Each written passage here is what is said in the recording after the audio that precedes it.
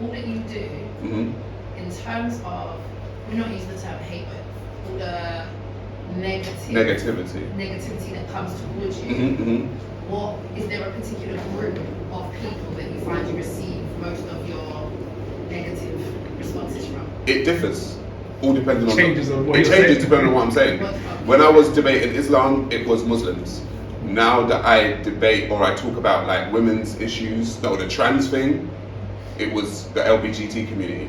When I talk about the relationship between men and women, now it's women. Do you know what I mean? So it's just like, it changes depending on what I speak about. It just, people get triggered, they get in their feelings about stuff, and it's like, I get it, I actually get it, but one specific group, I would say one specific group for me was a little bit more, let's just say violent, and that was when I was debating Islam. Like, I'm just gonna be real, so I'm debating Islam. I got a legitimate threat to life warning from the police, what they call an Osborne warning. Yeah. Police came to me, said, listen, we have inside information that people are looking to do you some harm, but we've got to let you know, people are threatening your life. Do you know what I mean?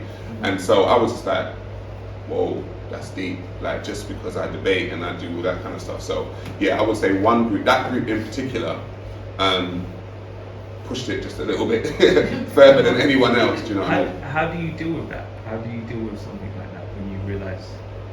Obviously, I probably know what's coming, but how do you in yourself deal with a threat to life based on freedom of speech?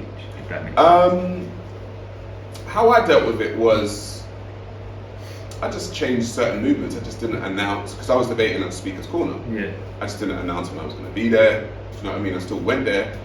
I rolled with more people than I would have rolled with before. Do you know what I mean? Like, it was just, it was that kind of thing, because it's a thing of, I don't take too kindly to people threatening me. Do you know what I mean? Like, at the end of the day, I'm still a man. I don't threaten anyone. If I have a debate with you, it's cool. But if you threaten me, I'm going to take that legitimately, and I will defend myself. Do you know what I mean? I'll respond to it. So, yeah, I mean, that's the way I dealt with it. I just dealt with it by just changing certain things, but I wasn't going to be scared away from talking about the argument. Do you know what I mean? And I think a lot of the time when people try to do that, it's because they want to stop you from speaking.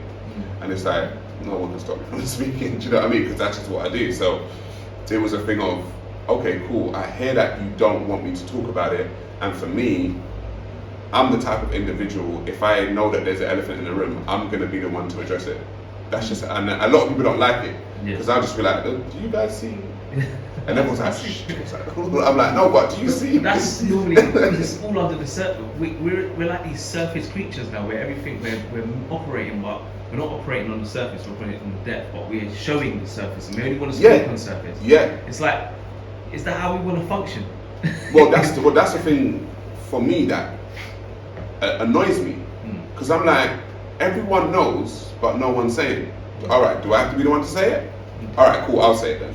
And everyone's like, oh no, you can't say that. It's like, yeah, but you all know and think the same thing, but you're just too scared to say it.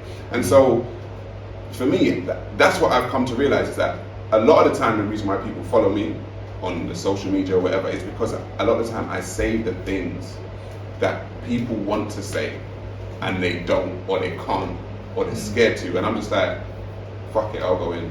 I don't mind. But it is annoying because obviously a lot of people got energy online as well, so that's the added story.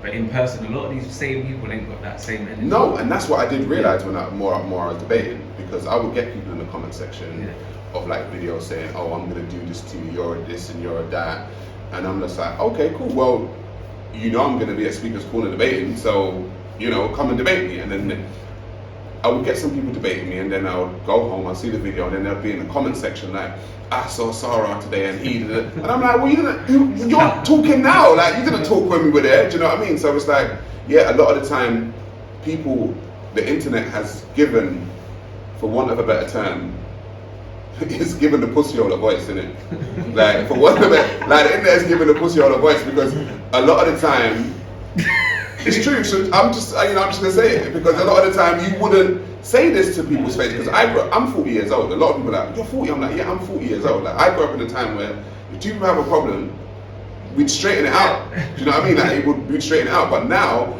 everyone's just a gangster on the internet. Do you know what I mean? Like, so yeah, I don't come from that generation of just say shit and then say, ha ha ha, I'm trolling. It's like, I don't know what I didn't come from a place where what trolling got you slapped in your face. Do you know what I mean? When I was growing up, do you know what I mean? Like, you can't just troll someone. Like, you got slapped in the face for trolling someone. So, yeah, it's an interesting. From your perspective, where do you think we're headed as a people? Black people. Yeah. Well, my whole thing is black people occupy the bottom of the socio-economic ladder globally. Doesn't matter what country you go to, what continent you go to, even on the blackest continent, which is Africa, if another group of people move in there, for some reason black people start to occupy the bottom status. So Chinese have moved in, the Indians moved in, white people, like we tend to occupy the bottom socio-economic ladder. And for me, we are moving to a state of, for want of a better term, recolonization, I would think. Like, when it comes to Africa, Africa's being recolonized now by the Chinese. I've always said the Arabs and the Europeans came in with violence. The Chinese are coming in with smiles and roads, but they're buying up the whole country. And it's like, if someone can buy your country, like, you're going to be their slave. It's a wrap. Like, no one can buy China. No foreign entity can buy anything in China unless without China's say so. And China's never going to give away their resources and all this kind of stuff. So yeah, I think we're being recolonized again, and it's just sad that we don't see it. And it's sad that a lot of the quote-unquote black leaders don't speak about it. Some do, don't get me wrong, but I think the majority of black leaders are puppets for whoever. Big corporations, I don't know, Western powers, Arab powers, Chinese powers, whoever. And most of them are just trying to line their pockets. So, you know, there comes a time where, for me, I'm about clan building. And I'm going to speak about this because my podcast is coming next year. I built what I call my clan. So my clan are a group of men with the same outlook on the world. And what we do is that when we come together, we sign contracts with one another, we go into business together, we look after each other's children, we open accounts for each other's children, we look after our clan first. So one of the very simple things that I did it with my family first. What we done, like me and my sisters and my brothers, we have children, right? So it's like, okay, cool. At the age of 16, how much money did we have when we were 16? We had literally nothing. But what we done is we opened ISA accounts for all the children, and every month we put in. So there's probably 5 children, so we're parting with about £50 every month. But each child, that's £50 every month, but you total that up with 12 months, right? The child by the end of the year has got a nice chunk of money, but it's an ISA account that can't be touched by anyone until the child's 16. So over the years, this child, when they're 16, is going to have, you know, at least 10, 15 grand or whatever, more than what we had. But we're looking after now the financial stability of the children in our family. Do you know what I mean? A lot of people don't do that. We just roll it, and people buy it. And we've said we don't buy the children presents anymore. If there's a present to buy, we'll put the money in the ISA account. And so, because children nowadays have everything. They got their iPad, they got their scooter, they got their PlayStation, whatever. They don't really need anything. Do you know? They don't need presents. But so the money you would have spent on a present, you put it in the ISA. And so by the time that child's 16, they're going to have a nice lump sum of money. But even though they have that money, our thing now is to put them on a path as to what to do with that money. Because you can go into business with your cousin now, because your cousin's got the same amount of money. Do you know what I mean? And so you guys put together your money and try and do something together. And I'm just like, something as simple as that is what we just don't do. And it's the mindset as well, because you're conquering that mindset of, we have to be at the social economic, the lowest point. You're now starting to get to think about, how do I navigate this world around us in a way that's healthy for our community, because every other community seems to maximize of us, for instance. But also what it does, it builds a sense of community in your family, because once you know that auntie so-and-so and uncle so-and-so and auntie so-and-so was the reason why you got this money once you're 16, you've got to go and thank them all now. Do Do you know what I mean? Like, you got to keep that bond between the children and the elders, because a lot of the time there's a disconnect between the children and the elders in our community. Do you know what I mean? But now you got to respect them, because now you can buy your first car. Do you know what I mean? Or you can go into business, and that's only because of your aunts and your uncles and the people that contributed. So I've always said to people, find right now 5 people to contribute. If you've got a child, find 3 people to contribute to your child, £10 a month, £20, whatever they can spare, but make sure they can do it until your child's 16, and watch how much money your child has by the age of 16. The end game for me is The forever game.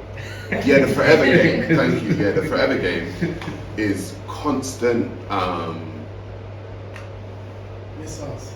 No, constant growth. I think constant growth, because a lot of the time, I said I'm starting my own podcast next year. You know, I do interviews with people. I'm getting my information and my ways of thinking out there, and I just think, for me, alternative ways of thinking and looking at things differently is that it's so dear to my heart, because even being someone who's black and progressive, right? So for me, like, for a lot of people, the picture they have in their mind of someone who's black and progressive is someone just all in black with a beret, thrown at their fist, saying black power.